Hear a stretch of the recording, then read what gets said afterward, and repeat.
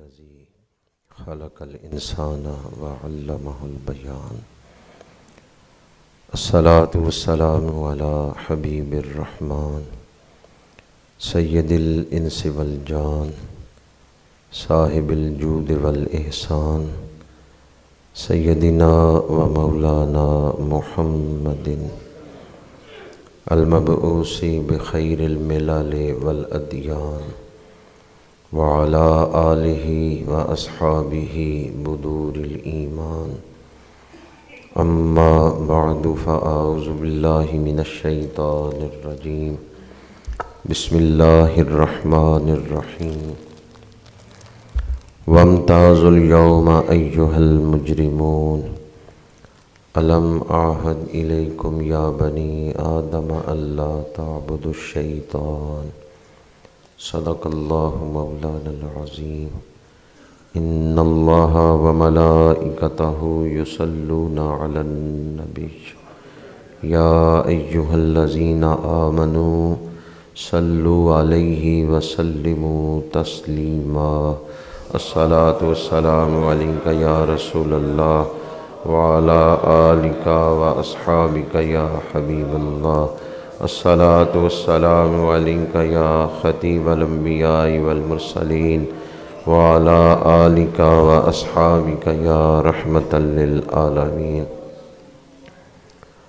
تمام تعریفیں اس ذات کے لیے جس کے سوا کوئی عبادت کے لائق نہیں ہے۔ وہ واجب الوجود ہے، باقی ہر شے ممکن الوجود ہے۔ وہ خالق ہے، باقی ہر شے اس کی مخلوق ہے۔ وہ بے نیاز ہے، باقی ہر شے اس کی نیاز مند ہے۔ اس نے ہمیں وجود بخشا، بے شمار نعمتیں عطا فرمائیں۔ ان نعمتوں میں سب سے بڑی نعمت وجود مصطفیٰ ہے۔ بے شمار درود و سلام اس ہستی پاک پر جو ہمارے درود کے محتاج نہیں ہیں۔ اللہ ان پہ درود بھیج رہا ہے، اللہ کے فرشتے درود بھیج رہے ہیں۔ درود پاک نظام رحمت ہے، درود پاک پاکیزگی ہے، نور ہے، درود پاک کلید جنت ہے۔ اللہ جس پہ کرم کرنا چاہتا ہے اسے درود پاک کی توفیق عطا فرما دیتا ہے۔ الصلاۃ والسلام علیک یا رسول اللہ وعلی آلک واصحابک یا حبیب اللہ۔ الصلاۃ والسلام علیک یا خطیب الانبیاء والمرسلین وعلی آلک واصحابک یا رحمۃ للعالمین۔ حمد و صلاۃ کے بعد حضور کی آل پر، آپ کے اصحاب پر، آپ کی امت کے اولیاء پر اللہ بے شمار رحمتوں کا نزول فرمائے۔ دنیا میں ہمیں ان کے نقش قدم پر چلنے کی توفیق عطا فرمائے، اور آخرت میں ان صالحین کی معیت عطا فرمائے۔ شعبان المعظم کا آخری جمعۃ المبارک ہے۔ یوں تو آج موضوع استقبال رمضان المبارک ہی ہے، لیکن مارچ میں پاکستان کے اندر کچھ لبرلز جماعتیں، بالخصوص کچھ ایسی خواتین جو کہ ان حقوق کو چاہتی ہیں جو معاشرے میں بگاڑ پیدا کرنے والے مطالبات ہیں، تو ان کا ایک نعرہ میرا جسم میری مرضی، اس کے تحت وہ پاکستان کے بڑے شہروں میں جلوس نکالتی ہیں اور اللہ سے صریحاً بغاوت اور قرآن سے صریحاً بغاوت کا اعلان کرتی ہیں۔ تو اس لیے ابتداً چند گھڑیاں اس موضوع پر گفتگو کروں گا، اور اسی کے ساتھ متصلاً استقبال رمضان المبارک کے حوالے سے گفتگو کروں گا۔ اللہ تعالی حق گوئی کی توفیق عطا فرمائے۔ اللہ کریم نے انسان کو ایک بڑے اعلیٰ عرفہ مقصد کے لیے تخلیق فرمایا ہے اور اس کے مطابق انسان کو صلاحیتیں عطا فرمائی ہیں۔ اگر انسان کی فکر کا تزکیہ ہو، یعنی فکر پاکیزہ ہو، فکر راست ہو، صحیح ہو، اور انسان اپنی صلاحیتوں کا صحیح استعمال کرے تو وہ انسان دنیا میں بھی کامیاب ہے، آخرت میں بھی کامیاب ہے۔ اسے سچی خوشی بھی حاصل ہوگی اور عظمتیں بھی حاصل ہوں گی۔ دنیا میں، آخرت میں عظمتیں، رفتیں انہی لوگوں کے لیے ہیں جو اپنے خالق کے بتائے ہوئے طریقے پر چل کے زندگی بسر کرتے ہیں۔ اللہ تعالیٰ نے جس مقصد کے لیے انسان کو تخلیق کیا تھا، اس مقصد کے مطابق انسان کو صلاحیتیں بھی عطا کی ہیں۔ اللہ تعالیٰ نے انسان کو جب عظمت عطا کی تو شیطان نے حسد کیا۔ شیطان نے حضرت آدم علیہ السلام کو سجدہ نہ کیا، سجدہ تعظیمی، اور اس نے پھر ایسی چال چلی کہ انسان کو اللہ کی بارگاہ میں رسوا کیا جائے۔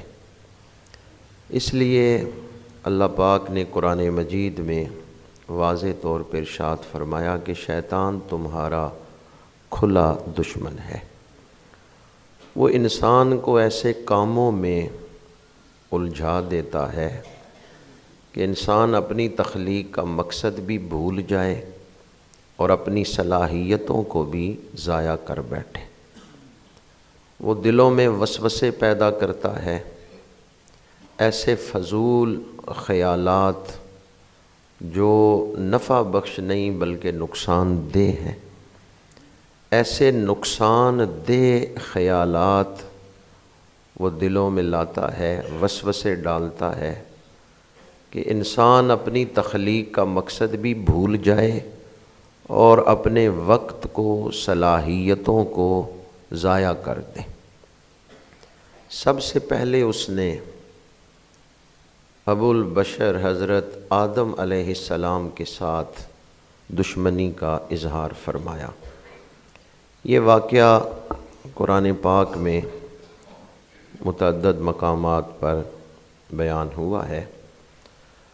اللہ پاک نے حضرت آدم علیہ السلام، حضرت بی بی حوا کو جنت میں ٹھہرایا اور انہیں نورانی لباس، جنتی نورانی لباس عطا فرمایا۔ وَيَا آدَمُ اسْكُنْ أَنْتَ وَزَوْجُكَ الْجَنَّةَ، اور اللہ نے فرمایا اے آدم تم اور تمہاری بیوی جنت میں ٹھہرو۔ فَكُلَا مِنْ حَيْثُ شِئْتُمَا، پس کھاؤ جہاں سے تم چاہو۔ وَلَا تَقْرَبَا هَٰذِهِ الشَّجَرَةَ، اور اس درخت کے نزدیک نہ جانا۔ فَتَكُونَا مِنَ الظَّالِمِينَ، اگر اس درخت کے قریب جاؤ گے تو حد سے بڑھنے والوں میں سے ہو جاؤ گے۔ اللہ تعالیٰ نے ایک درخت کے قریب جانے سے حضرت آدم علیہ السلام کو منع فرمایا۔ اسلام کی تعلیمات میں ایک حسن یہ ہے کہ اسلام اس راستے کے قریب ہی نہیں جانے دیتا جس راستے پر پھسلنے کا خطرہ ہو۔ یہ بھی فرمایا جا سکتا تھا کہ درخت کا پھل نہ کھانا، لیکن کیا فرمایا اس کے قریب نہ جانا، کیونکہ جب انسان قریب جاتا ہے تو پھر وہ اس میں مبتلا ہو جاتا ہے۔ اے دنیا تلکن ویڑائے، تھم تھم کے ٹرو ہنیرائے، وہاں پیر ہی نہ رکھیں جہاں پھسلنے کا خطرہ ہے۔ ہر وہ چیز جو آپ کو گناہ میں مبتلا کرے، اپنے آپ کو اس سے دور رکھیں، اس کے قریب ہی نہ لے کے جائیں، وہ کام ہی نہ کریں جو آپ کو گناہ کی طرف لے جائیں۔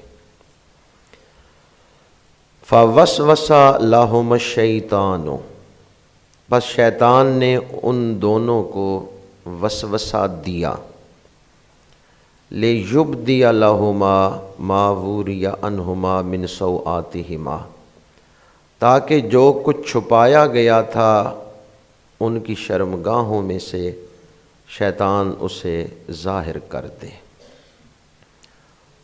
تو پہلے دن شیطان کا ایجنڈا یہ تھا کہ یہ انسان کو جو لباس پہنایا گیا نا، یہ کپڑے میں اترواؤں، ننگا کروں۔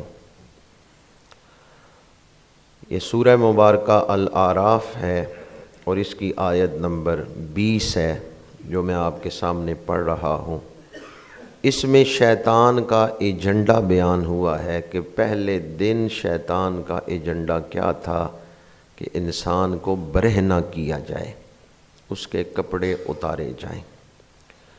وَقَالَ مَا نَهَاكُمَا رَبُّكُمَا عَنْ هَٰذِهِ الشَّجَرَةِ إِلَّا أَن تَكُونَا مَلَكَيْنِ أَوْ تَكُونَا مِنَ الْخَالِدِينَ۔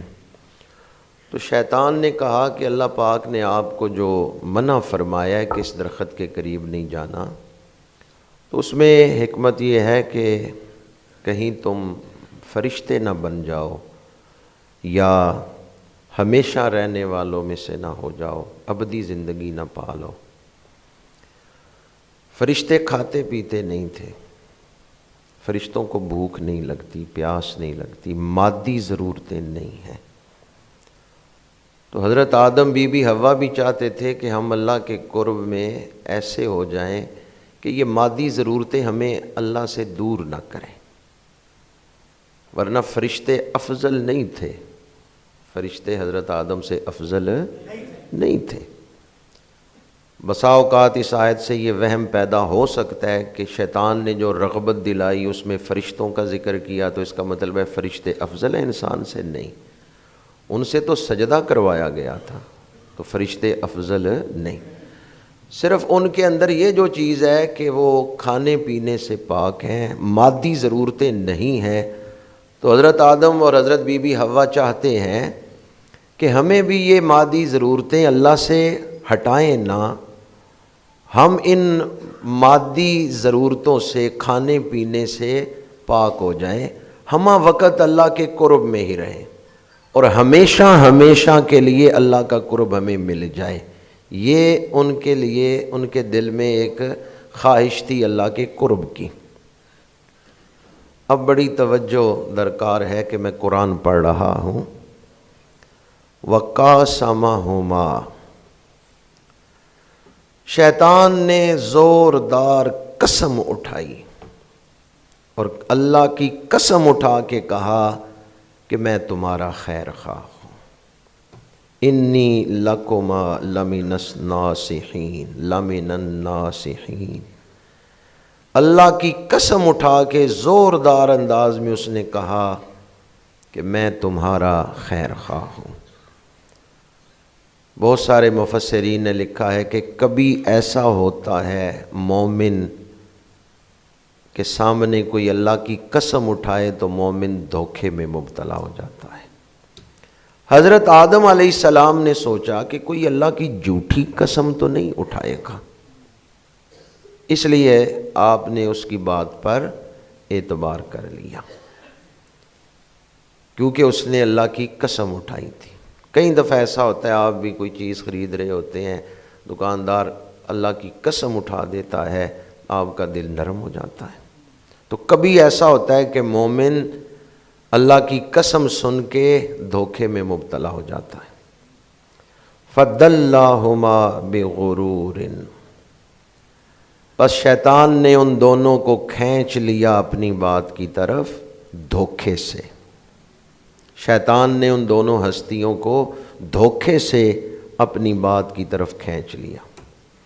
فَلَمَّا ذَاقَ الشَّجَرَةَ، بس جب ان دونوں ہستیوں نے اس درخت کا ذائقہ چکھا، بدت لہما سوآتہما، تو وہ جو نورانی لباس تھا نا وہ اتر گیا، شرمگاہیں ننگی ہو گئی، بدن ننگا ہو گیا، وہ جو بدن کا حصہ چھپانا چاہیے تھا اس درخت کا پھل کھاتے ہی بدن ننگا ہو گیا۔ وَطَافِقَا يَخْصِفَانِ عَلَيْهِمَا مِنْ وَرَقِ الْجَنَّةِ۔ تو پھر ان دونوں ہستیوں نے کیا کیا؟ جب بدن ننگا ہوا، وہ نورانی لباس اتر گیا، وہ تیزی سے جنتی درختوں کے پتے اتار کے اپنے بدن کو چھپا رہے ہیں۔ اس سے آپ کیا سمجھے ہیں؟ شیطان چاہتا ہے کہ انسان کے بدن سے لباس اتروایا جائے، اور آدم علیہ السلام کیا چاہتے ہیں؟ بدن کو چھپانا یہ انسانیت ہے، اور بدن کو ننگا کرنا یہ ڈر کی بول رہے ہیں۔ بدن کو برہنہ کرنا کیا ہے؟ شیطانیت۔ شیطان کا ایجنڈا تھا۔ یہ ایجنڈا کس کا ہے کہ انسانوں کے بدن ننگے کیے جائیں؟ یہ ایجنڈا شیطان کا ہے۔ میں نے آیت پڑھی آپ کے سامنے اور حوالہ دے رہا ہوں، سورہ اعراف کی آیت نمبر 20، آیت نمبر 21، آپ خود پڑھ لیں۔ شیطان کا ایجنڈا پہلے دن بھی یہی تھا اور آج بھی۔ سوشل میڈیا اٹھا کے دیکھیں، شادیوں میں جا کے دیکھیں، کپڑوں کی دکانیں، یہ جو ریڈی میڈ کپڑے ہیں ان دکانوں پہ جا کے دیکھیں، ٹیلی ویژن دیکھیں، آج کل بھی شیطان کا ایجنڈا کیا ہے؟ وہ جو پہلے دن اس کا ایجنڈا تھا کہ انسان کو ننگا کیا جائے، اس کے بدن سے لباس اتارا جائے، پہلے دن بھی شیطان کا یہی ایجنڈا تھا، آج بھی شیطان کا یہی ایجنڈا ہے۔ آج بھی وہ انسان کو ننگا ہی کرنا چاہتا ہے۔ آگے اللہ کریم نے فرمایا ان الشیطان لکما عدو مبین۔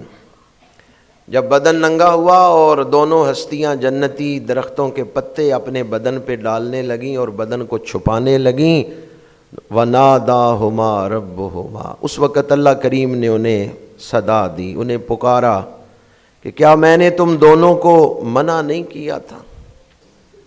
اور کیا میں نے تم دونوں سے یہ بات نہیں کہی تھی کہ شیطان تمہارا کھلا دشمن ہے؟ پہلی بات جو آپ کی خدمت میں عرض کرنا چاہتا ہوں وہ یہ ہے کہ بدن کو چھپانا، بدن کو ڈھانپنا یہ انسانیت ہے، اور بدن کو ننگا کرنا وہ اعضاء بالخصوص جن کو چھپانا حیا ہے، ان اعضاء کو ننگا کر کے دکھانا یہ کس کا ایجنڈا ہے؟ پہلے دن بھی یہی ایجنڈا تھا، آج بھی یہی ایجنڈا ہے۔ شیطان کیوں ایسا چاہتا ہے؟ اس لیے کہ انسان میں کچھ جبلتیں ہیں، کچھ جسمانی خواہشات ہیں۔ جب انسان ننگے بدن دیکھتا ہے اس کے اپنے اندر سے حمیت ختم ہو جاتی، حمیت ختم ہو جاتی، غیرت ختم ہو جاتی۔ ننگے بدن دیکھنے سے اپنے اندر سے حمیت اور غیرت ختم ہو جاتی۔ دوسری بات، جب انسان حرام عشق میں، حرام محبتوں میں مبتلا ہوتا ہے تو اس کی صلاحیتوں کو زنگ لگ جاتا ہے، وقت بھی برباد ہوتا ہے، ذہن بھی برباد ہوتا ہے، روحانی صلاحیتیں بھی برباد ہوتی ہیں۔ حضرت شیخ شہاب الدین عوارف المعارف میں فرماتے ہیں کہ بسا اوقات ان حرام محبتوں میں ایک درد، ایک سوز، ایک کسک انسان کو اپنے اندر محسوس ہوتی ہے، اس کو اچھا نہ سمجھنا، اس لیے کہ تیری روح گریہ کر رہی ہے، رو رہی ہے کہ تو اللہ کے قرب کے قابل نہیں رہ گیا۔ روح کے اس گریہ کو، اس آہوزاری کو اپنے لیے اچھا نہ سمجھ لینا۔ تو شروع میں نے عرض کیا تھا کہ شیطان چاہتا ہے انسان کو ایسی فضولیات میں لگا دیا جائے کہ اس کا وقت بھی برباد ہو، صلاحیتیں بھی ضائع ہوں۔ اس کے لیے شیطان نے یہ حربہ استعمال کیا کہ انسان کے سامنے بدن ننگا کیا جائے اور انسان کو ایسے حرام عشق میں، حرام محبتوں میں ڈال دیا جائے کہ جس سے اس کا وقت بھی ضائع ہو، ذہن بھی برباد ہو، صلاحیتیں بھی ضائع ہوں اور پیسہ بھی ضائع ہو۔ کئی لوگ ایسے ہیں گھر بار اس میں لٹا دیتے ہیں، پیسہ ضائع کر دیتے ہیں۔ تو شیطان اس سے بہت سارے مقاصد حاصل کرتا ہے۔ کبھی ایسا ہوتا ہے کہ برہنہ جسموں کے ذریعے لوگ جنگوں میں بھی فتح حاصل کر لیتے ہیں۔ برہنہ عورتوں کو استعمال کیا جاتا ہے جنگی مقاصد حاصل کرنے کے لیے۔ تو یہ سارے کام کس کے ہیں؟ یہ سارا ایجنڈا کس کا ہے؟ شیطان کا یہ ایجنڈا تھا۔ وہ چاہتا ہے کہ انسان کے بدن کو ننگا کر کے انسان کو اس میں الجھا دیا جائے، اور انسان کا باطن جب اس میں لگ جائے گا پھر اس کا وقت، صلاحیتیں، ذہن اور پیسہ سب کچھ برباد ہو جائے۔ خدا کی یاد ہی نہیں رہے گی، خدا کی ہوش ہی نہیں رہے گی۔ اس لیے جو اپنی نظر کو پاک رکھتا ہے اس کے دل میں ایمان کی حلاوت پیدا ہوتی ہے، ایمان کی مٹھاس پیدا ہوتی ہے، ایمان کی چاشنی اسے حاصل ہوتی ہے جو اپنی نظر کو پاک رکھتا ہے۔ اور ایمان پر خاتمے کے وظائف میں سے ایک وظیفہ یہ ہے کہ انسان اپنی نظر کو پاک رکھے۔ بسا اوقات نظر کو پاک نہ رکھنا یہ ایمان کے سلب ہونے کا باعث بن جاتا ہے۔ ایک آدمی حافظ قرآن تھا، تہجد گزار تھا، لیکن ایک عورت کے عشق میں مبتلا ہوا۔ کتام نام ہے اس عورت کا، کوفے میں رہتی ہے۔ اس نے ابن ملجم سے کہا میں تیرے ساتھ نکاح کروں گی، تو مولا علی کو شہید کر دے، میرا مہر جو ہے نا، حق مہر، وہ خون حیدر کرار۔ اب دیکھیں عورتوں کا یہ حرام عشق کتنی بڑی بلا ہے کہ نہ اسے قرآن یاد رہا، نہ تہجدیں یاد رہیں۔ ابن ملجم نے اپنی تلوار کو خون حیدر کرار سے رنگین کر لیا، ہمیشہ کے لیے بدبخت ہو گیا۔ تو سبب کیا بنا؟ نظر کی بے احتیاطی۔ نظر کی بے احتیاطی جو ہے وہ سب کچھ لے ڈوبی، سب کچھ برباد کر دیا۔ جو عورتیں ان دنوں میں میرا جسم میری مرضی کی آواز دیتی ہیں، وہ ایک نعرہ یہ بھی لگاتی ہیں، وہ کہتی ہیں کہ تیری نظر پاک نہیں، میں کیوں پردہ کروں؟ یعنی تو اپنی نظر کو پاک کر، مجھے پردے کی کیا ضرورت ہے؟ اگر تیری نظر پاک ہو۔ وہ مردوں سے کہتی ہیں تم اپنی نظر کو ٹھیک کرو۔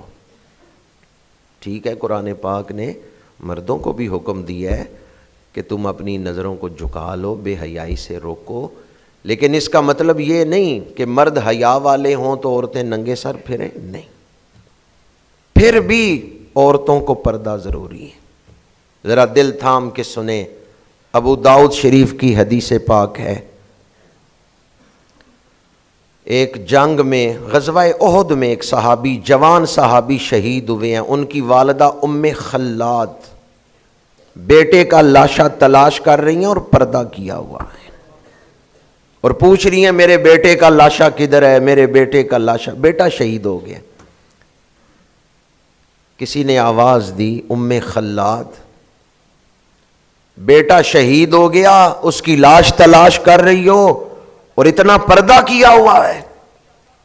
ام خلاد نے کہا میں نے بیٹا کھویا ہے، شرم و حیا کو نہیں کھویا۔ تو کس نے پردہ کیا ہوا تھا؟ عورت نے، خاتون نے پردہ کیا۔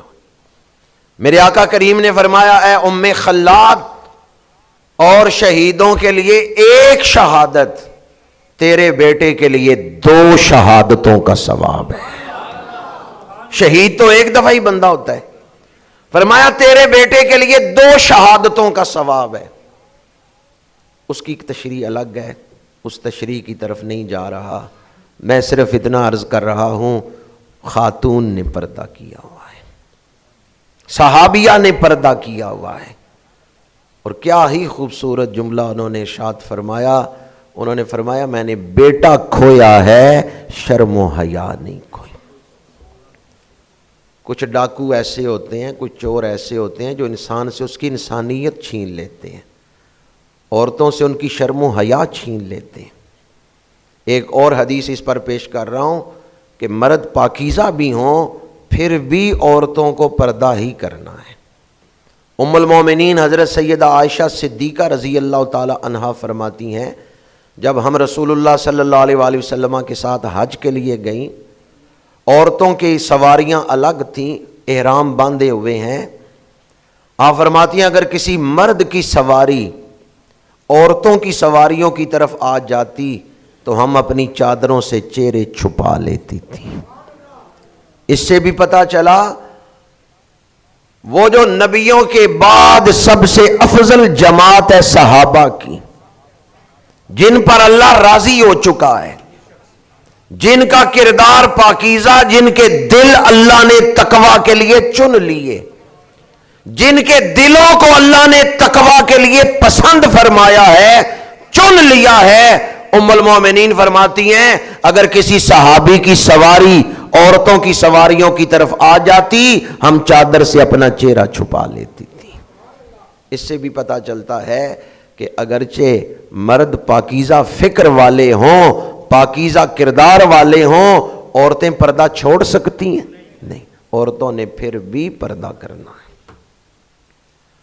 میرا جسم میری مرضی، یہ نعرہ اکثر 8 مارچ کو ہی چونکہ یہ جلوس نکالتی تھیں، آج بھی 8 مارچ ہے، اس لیے میں نے یہ موضوع آپ کے سامنے رکھا اور اسی کے ضمن میں رمضان شریف کا ذکر کروں گا۔ حضور حیدر کرار شیر خدا کا فرمان میرے سامنے ہے اور میں سمجھتا ہوں اگر کسی کو یہ بات سمجھ آ جائے تو پھر کوئی یہ نعرہ نہ لگائے میرا جسم میری مرضی۔ مولا علی شیر خدا فرماتے ہیں کیا تو اپنی مرضی سے دنیا میں آیا ہے؟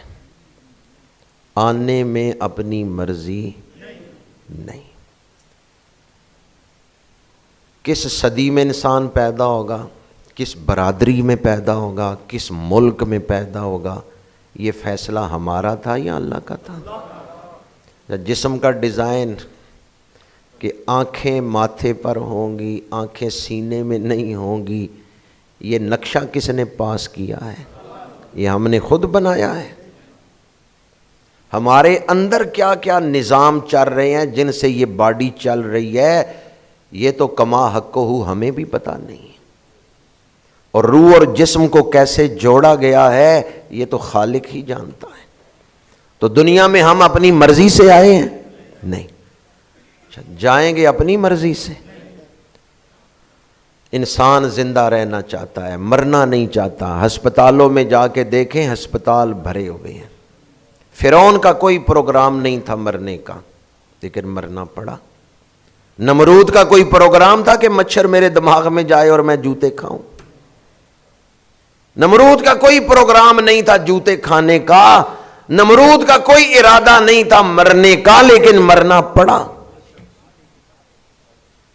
انسان کچھ اور چاہتا ہے۔ ہٹلر کا بھی کوئی پروگرام نہیں تھا مرنے کا، مارنے کا پروگرام تھا، لیکن مرنا پڑا۔ مولا علی شیر خدا فرماتے ہیں نہ تم اپنی مرضی سے آئے ہو، نہ اپنی مرضی سے جانا ہے۔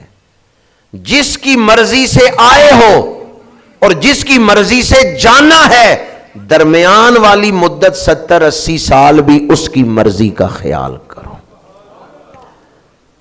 آئے اللہ کی مرضی سے، جانا الذی خلق الموت والحیات لیبلوکم ایکم احسن عملا۔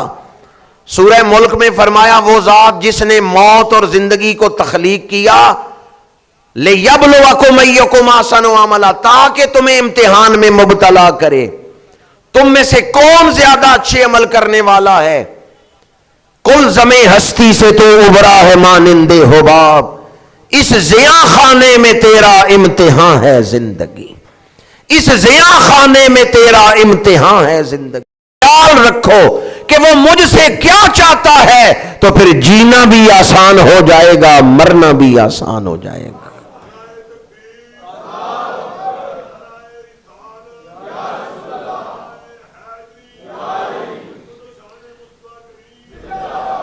اللہ نے قرآن نازل کر کے اپنی مرضی بتائی ہے کہ میں انسان سے کیا چاہتا ہوں۔ ویسے اللہ تعالیٰ جبراً چاہتا تو اطاعت کروا سکتا تھا، لیکن انسان کو بنانے کا ایک مقصد یہ ہے کہ اللہ چاہتا ہے انسان اپنی خوشی سے میری عبادت کرے۔ اختیار دیا انسان کو، انسان میرا دیا ہوا اختیار اپنی خوشی سے میری رضا کے لیے استعمال کرے۔ اللہ نے انسان کو جو اختیار دیا ہے نا، اس کی آزمائش ہے کہ اللہ کے دیے ہوئے اختیار کو انسان استعمال کیسے کرتا ہے۔ یہ اختیار ہمیشہ رہے گا، یہ بس آخری ہچکی تک کی اختیار ہے۔ پھر جب موت قبر کے گڑھے میں ڈال دیا جائے گا، پھر اسی کا سارا امر، اسی کا سارا حکم۔ اس وقت بھی امر حکم اسی کا چل رہا ہے، لیکن اسباب کے پردوں میں ہے، اور اس نے ہمیں کچھ اختیار دیا ہے، لِيَبْلُوَكُمْ أَيُّكُمْ أَحْسَنُ عَمَلًا۔ سارا اختیار اس وقت بھی نہیں دیا، اس وقت بھی کچھ اختیار دیا ہے۔ یہ جو عورتیں نکلتی ہیں مطالبہ لے کر کہ عورتوں کے حقوق دو، کون سا حق ہے جو اسلام نے نہیں دیا؟ حقیقت یہ ہے کہ اسلام نے ہی عورت کو صحیح معنوں میں حقوق عطا کیے ہیں۔ پہلی تہذیبوں میں عورت پہ بڑے ظلم ہوتے تھے، جاہلیت میں عورت پہ بڑے ظلم ہوتے تھے، اسلام نے اسے گھر کی ملکہ بھی بنایا ہے، بیٹیوں کو شہزادیاں بنایا ہے، رحمت قرار دیا ہے۔ ماں کے قدموں تلے جنت ہے، بیٹی پیدا ہو تو کیا کہتے ہیں؟ رحمت آ گئی ہے۔ بیوی ہے تو ایمان کی حفاظت کرنے والی، نکاح نصف ایمان ہے۔ بہن کے ساتھ نیکی بہترین نیکی ہے۔ اب ذرا ان ساری تعلیمات کو سامنے رکھیں، اسلام کے نزدیک تو عورت دنیا میں آتی ہے رحمت بن کے، تو جاتی ہے تو ماں بن کے جاتی ہے، ماں کے قدموں تلے جنت ہے، رحمت بن کے آتی ہے۔ پھر جب نکاح ہوتا ہے ایمان کی حفاظت والی بن جاتی ہے، ایمان کی حفاظت کرنے والی، نہ کہ ایمان لوٹنے والی۔ یہ کیا چاہتی ہیں؟ جبکہ اسلام کہتا ہے کہ نکاح کرو عورت کو۔ مجھے ایک مبلغ کی بات یاد آئی، ناروے ایئرپورٹ پہ ایک، وہاں چونکہ لیڈیز بھی نوکریاں کرتی ہیں، تو ایک لیڈی نے ان سے مصافحہ کرنے کے لیے ہاتھ بڑھایا، اس عالم دین نے ہاتھ پیچھے کر لیا، مصافحہ نہیں کیا۔ اس نے اپنی انسلٹ محسوس کی، تو اس نے احتجاج کیا کہ تم نے میری انسلٹ کی ہے۔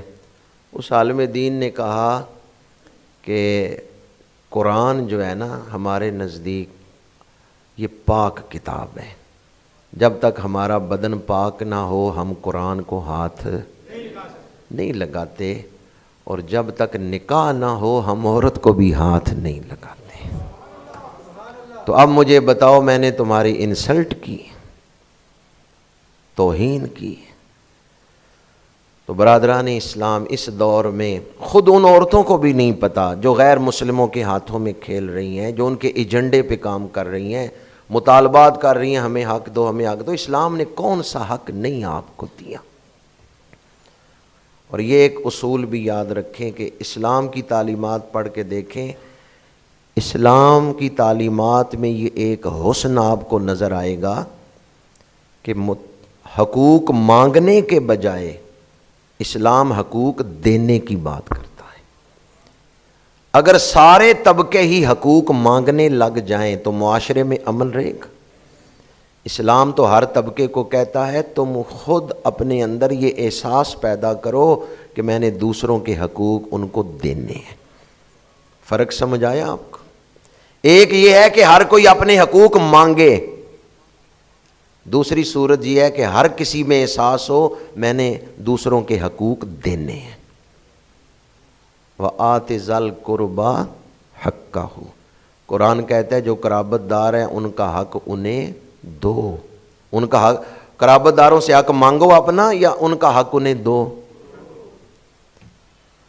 تو بالعموم اسلام کی جو تعلیمات ہیں ان میں یہی ہے کہ تم یہ دیکھو دوسروں کا کیا حق ہے تمہارے اوپر، نہ یہ کہ تم یہ سوال اٹھاؤ کہ میرا حق مجھے دو. اب ہر طبقہ اگر اپنا حق مانگنے لگے گا تو معاشرے میں تو افراتفری پھیل جائے گی. اسلام کی کیا فکر ہے، اسلام کی کیا تعلیم ہے؟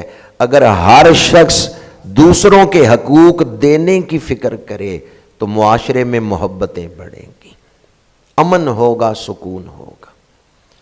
فتنوں کے اس دور میں یہ بات میں نے پہلے بھی عرض کی تھی کہ فلسطین کے مسلمانوں کو تو جان کا خطرہ ہے اور پاکستان کے مسلمانوں کے ایمان پر حملہ ہو رہا ہے.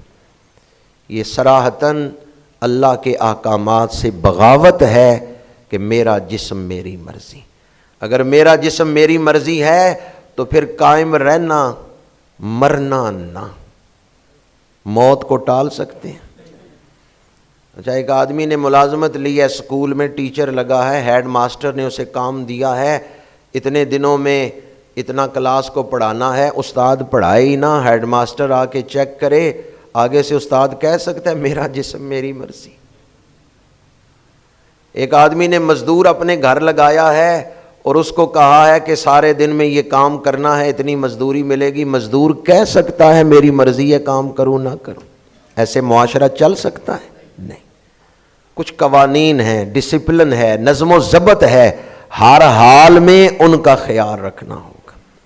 یہ شیطان کا وسوسہ ہے اور وہی ایجنڈا جو پہلے دن سے شیطان نے بنایا تھا کہ انسان کے بدن کو برہنہ کیا جائے، اس کی فکر منتشر ہو جائے گی.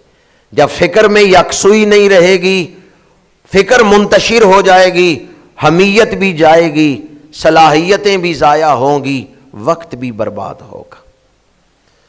ہم اپنی زندگی کے مقصد سے غافل ہو گئے، اس لیے مختلف فتنوں کا مقابلہ کرنے کی سکت نہ رہی. ماہ رمضان المبارک آ رہا ہے جو ہمیں ہماری زندگی کے مقصد سے جوڑنے کے لیے آ رہا ہے. کھانا پینا اس لیے چھوڑایا گیا، کھانا پینا اور افزائش نسل یہ کام تو چوپائے بھی کرتے ہیں. اگر تمہاری تخلیق کا بھی یہی مقصد ہوتا تو اللہ تعالیٰ تمہیں اشرف المخلوقات انسان نہ بناتا، چوپائے بنا دیتا.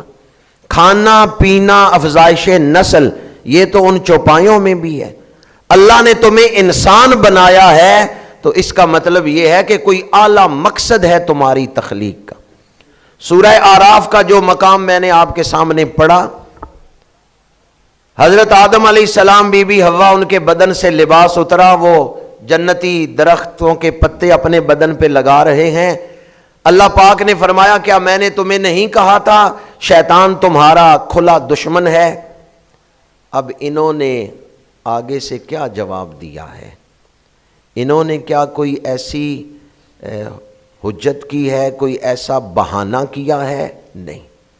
جس طرح شیطان نے کہا تھا کہ یا اللہ تو نے آدم کو مٹی سے بنایا، مجھے آگ سے بنایا، اس لیے میں نے سجدہ نہیں کیا.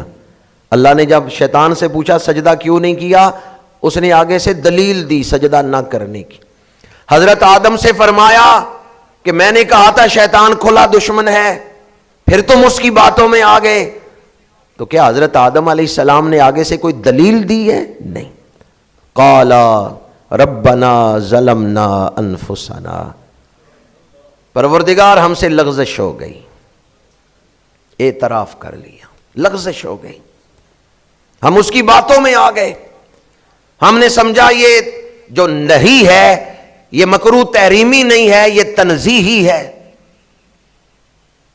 اس نے یہ بھی کہا تھا کہ یہ مکروہ تنزیہی ہے، تحریمی نہیں ہے، یعنی اس سے اللہ ناراض نہیں ہوگا. ربنا ظلمنا انفسنا، پروردگار ہم سے لغزش ہو گئی. وَإِن لَّمْ تَغْفِرْ لَنَا وَتَرْحَمْنَا لَنَكُونَنَّ مِنَ الْخَاسِرِينَ، اور اگر تو نے ہمیں نہ بخشا اور ہم پہ رحم نہ کیا تو ہم ضرور ہو جائیں گے نقصان اٹھانے والوں میں سے، خسارے والوں میں سے. تو اللہ تعالیٰ نے نظر کرم فرما دی ہے. اس سے ہمیں یہ سبق ملتا ہے شیطان نے اللہ کا حکم توڑا، آج تک رجوع کیا ہے، توبہ کی ہے؟ نہیں۔ حضرت آدم علیہ السلام سے ان کے مرتبے کے مطابق لغزش ہوئی، ورنہ معروف معنوں میں گناہ نہیں اسے کہہ سکتے، وہاں کوئی گناہ کا عزم نہیں تھا، ارادہ نہیں تھا، اللہ کا حکم توڑنے کا ارادہ حضرت آدم کے دل میں نہیں تھا، اسے معروف معنوں میں گناہ نہیں کہہ سکتے۔ لیکن ایک قول مبارک ہے کہ حسنات الابرار سیئات المقربین، جو ابرار کی نیکیاں ہوتی ہیں نا، مقربین اسے بھی اپنے لیے گناہ سمجھتے ہیں، کیونکہ ان کا نیکی کا معیار بڑا اونچا ہوتا ہے۔ تو جب انہوں نے اعتراف کر لیا، لغزش ہو گئی، اللہ تعالیٰ نے اپنی رحمت سے ڈھانپ لیا ہے، اللہ تعالیٰ نے کرم فرما دیا ہے۔ ہمیں بھی اعتراف کر لینا چاہیے، گزشتہ دنوں میں خطائیں ہوئیں، گزشتہ زندگی میں خطائیں ہوئیں، اللہ نے ہمیں ایک موقع عطا کیا ہے، ایک ایسا مہینہ جس کا پہلا اشرہ رحمت، دوسرا اشرہ مغفرت، تیسرا اشرہ دوزخ سے آزادی۔ اگر ہم اس ماہ مبارک کا احترام کر لیں، دن کو روزے رکھیں، رات کو نماز تراویح ادا کریں، حدیث پاک ہے میرے آقا کریم نے فرمایا جب عید کا چاند طلوع ہوتا ہے تو مومن اس طرح ہوتا ہے کہ یومن ولدتہ امہ، جیسے آج ہی اس کی ماں نے اس کو جنم دیا ہے۔ اللہ بخشش حاصل کرنے کا ایک موقع عطا فرما رہا ہے۔ اچھا، اللہ موقع دے تو گناہ بخشوا لینے چاہیے یا نہیں؟ اللہ موقع دے تو معافی مانگ لینی چاہیے یا نہیں؟ کئی دوست پچھلے رمضان میں ہمارے ساتھ تھے، اب نہیں۔ اللہ ایک موقع دے رہا ہے، دعا کریں ہمیں خیریت سے رمضان شریف نصیب ہو۔ جو رمضان شریف قریب آتا میرے آقا کریم خوشی کا اظہار فرماتے تھے، رمضان شریف قریب آ جائے خوشی کا اظہار کرنا یہ حضور کی سنت مبارک ہے۔ آپ بھی خوش ہیں کہ بخشش کا مہینہ آ رہا ہے، آمد رمضان؟ چند لوگوں نے جواب دیا ہے، کوئی 18 گھنٹے کا روزہ تو نہیں ہے، ویسے 18 گھنٹے کا بھی ہوتا تو پھر بھی رکھنا تو تھا، شوق سے رکھنا تھا۔ تو ماہ رمضان کی آمد پر خوشی کا اظہار کرتے ہوئے آمد رمضان، ماہ رمضان کی آمد پر خوشی کا اظہار کرنا حضور کی سنت ہے، خوش ہو جائیں۔ حقیقت یہ ہے کہ ہمیں پتہ نہیں ہے اس مہینے کی شان کیا ہے، اللہ کے رسول جانتے تھے کہ اس کی شان کیا ہے، اس لیے حضور جو رمضان قریب آتا خوش ہوتے تھے۔ آمد رمضان، مرحبا کا مطلب ہے ہمارے سینے فراغ ہیں، ہمارا دل خوش ہے، ہمیں خوشی ہے کہ شانوں والا مہمان آ رہا ہے۔ آمد رمضان، میرے آقا کریم نے خطبہ دیتے ہوئے فرمایا ماذا یستقبلکم وتستقبلون، صحابہ جانتے ہو کون تمہارے سامنے آ رہا ہے اور تم کس کے سامنے جا رہے ہو؟ حضرت فاروق اعظم نے عرض کیا یا رسول اللہ کوئی وحی نازل ہونے والی ہے؟ فرمایا نہیں۔ یا رسول اللہ کوئی جنگ ہونے والی ہے، کوئی فوج آ رہی ہے جس کے سامنے ہم نے لڑنا ہے؟ فرمایا نہیں۔ یا رسول اللہ پھر اس کا مطلب کیا ہے؟ ماذا یستقبلکم وتستقبلون، فرمایا اللہ کی طرف سے ایک مہمان آ رہا ہے ماہ رمضان کی شکل میں، اس ماہ مبارک کی شکل میں اللہ کی طرف سے بے پناہ رحمتیں لے کر ایک مہمان آ رہا ہے۔ رمضان شریف خالی ہاتھ نہیں آ رہا۔ اذا داخل رمضان فتحت ابواب الجنت وفی روایت فتحت ابواب الرحمت وفی روایت فتحت ابواب السماء وغلقت ابواب النار وسلسلت الشیاطین۔ جب رمضان کا مہینہ آتا ہے اللہ اپنی مخلوق پر طرح طرح کی نعمتیں فرماتا ہے۔ ایک نعمت یہ ہے کہ ان کے لیے گناہ کرنا مشکل، نیکی کرنا آسان، نیکیوں کا ایک ماحول بن جاتا ہے۔ آسمانوں کے دروازے کھول دیے گئے، رحمتوں کے دروازے کھول دیے گئے اور جنتوں کے دروازے کھول دیے گئے۔ نفل پڑھو فرضوں جتنا ثواب، فرض پڑھو 70 گنا ثواب، 70 گنا ثواب، یعنی ثواب بڑھ جاتا ہے۔ ویسے آپ 1 روپیہ دیں 10 گنا ثواب ہوگا، تو جب 70 گنا بڑھ جائے، ان کو آدمی زکوٰۃ ادا کرتا ہے، اس لیے بعض لوگ رمضان میں زکوٰۃ دیتے ہیں کہ ثواب زیادہ ہوتا ہے۔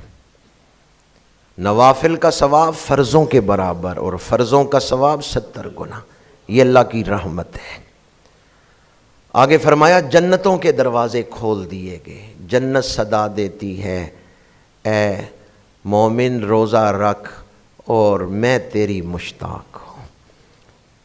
آج ہم ارادہ کرتے ہیں کہ انشاءاللہ روزے بھی سارے رکھیں گے اور نماز تراویح بھی 20 رکعت ادا کریں گے، اور انشاءاللہ پورا قرآن پاک بھی سنیں گے۔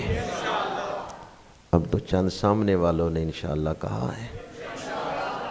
بعض جگہوں پہ میں جاتا ہوں تو لوگ پوچھتے ہیں بھی 10 آخری صورتیں ان کے ساتھ ہی ہم نے 20 تراویحیں پڑھنی ہیں، کوئی حرج تو نہیں ہے، جائز تو ہے، ٹھیک ہے۔ لیکن پہلے جب رمضان آتا تھا تو لوگ علماء سے پوچھتے تھے کہ ماہ رمضان میں 27ویں تراویح تک قرآن پاک کے 3 ختم کرنے ہیں، 2 کرنے ہیں یا 1 کرنا ہے؟ یہ فقہ کی کتابیں اٹھا کے دیکھیں، ان میں فتویٰ موجود ہے، در مختار پڑھ کے دیکھیں، فتاویٰ تتار خانیہ، فتاویٰ ہندیہ، الختم مرتن سنتن و مرتین فضیلتن و ثلاث مرات افضل ولا یترک الختم لکسل القوم۔ پورے ماہ رمضان میں 27ویں یا 29ویں تراویح تک 3 دفعہ قرآن پاک پڑھنا یہ افضل ہے۔ خاموش کیوں ہو گئے؟ میں نے فرض نہیں کہا، سنت بھی نہیں کہا، افضل ہی کہا ہے۔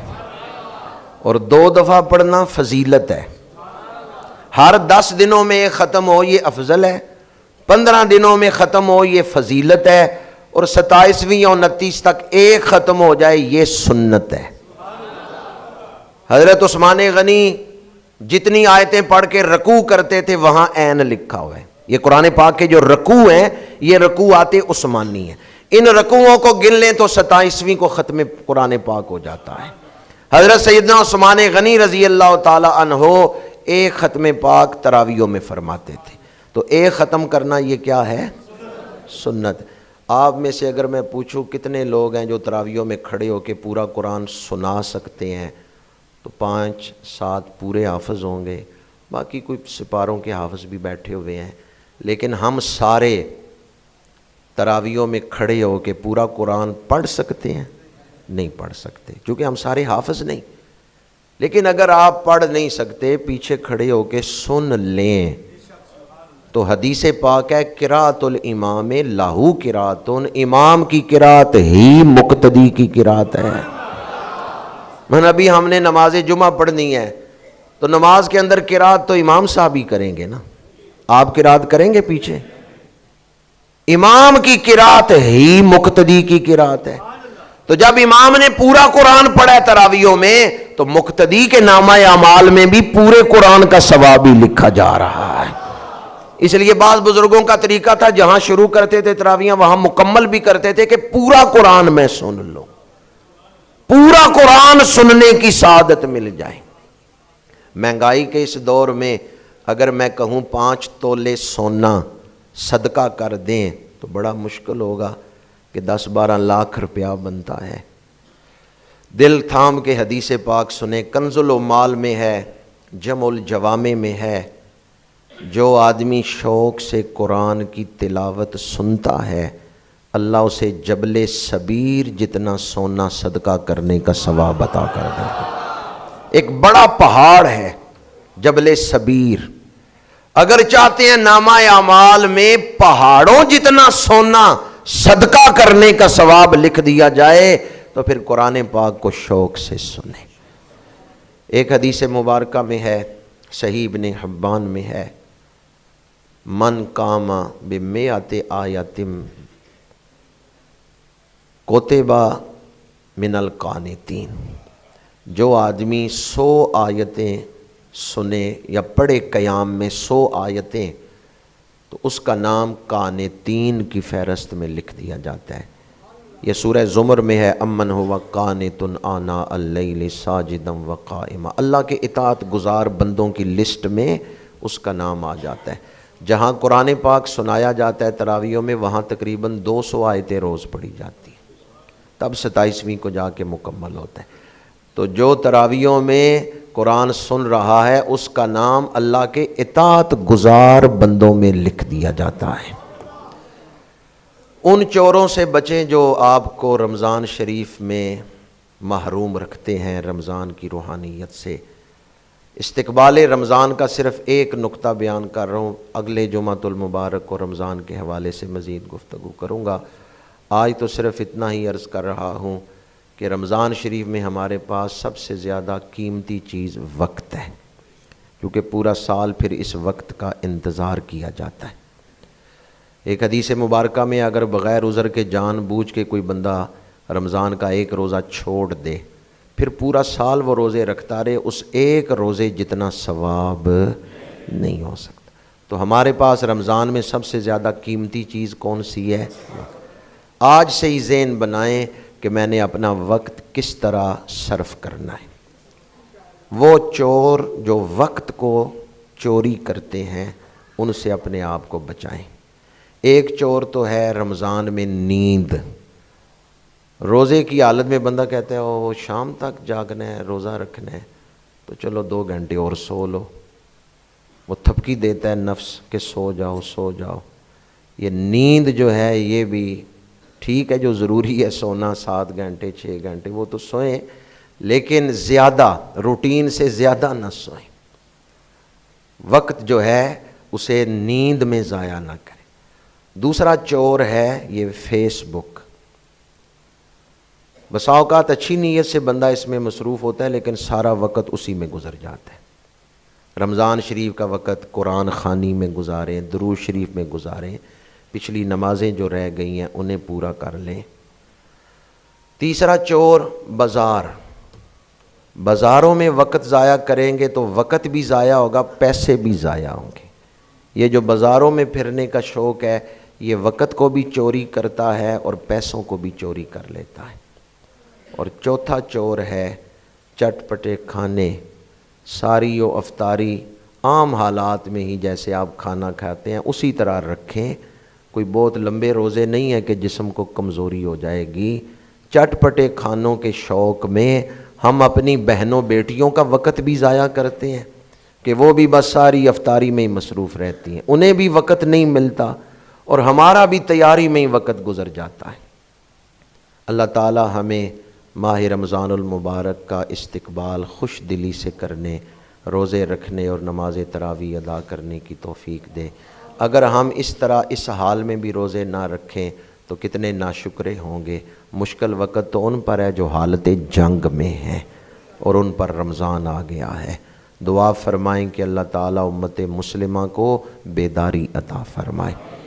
جب رمضان کا چاند طلوع ہو، مغرب کے بعد عشاء سے پہلے جو آدمی 21 مرتبہ سورہ قدر کی تلاوت کرے، انا انزلناہ فی لیلۃ القدر، تو جیسے بلندی سے پانی نیچے کی طرف دوڑتا ہے نا، جو رمضان کی پہلی رات میں 21 مرتبہ سورہ قدر کی تلاوت کرے رزق اس کی طرف دوڑتا ہے۔ اور ویسے بزرگوں کا معمول ہے ہر چاند کی پہلی رات کو سورہ ملک کی تلاوت کرے۔ 30 آیتیں ہیں، ادھر مہینے کے اکثر 30 دن ہوتے ہیں تو پورا مہینہ خیر و عافیت سے گزرتا ہے۔ وآخر دعوانا ان الحمدللہ۔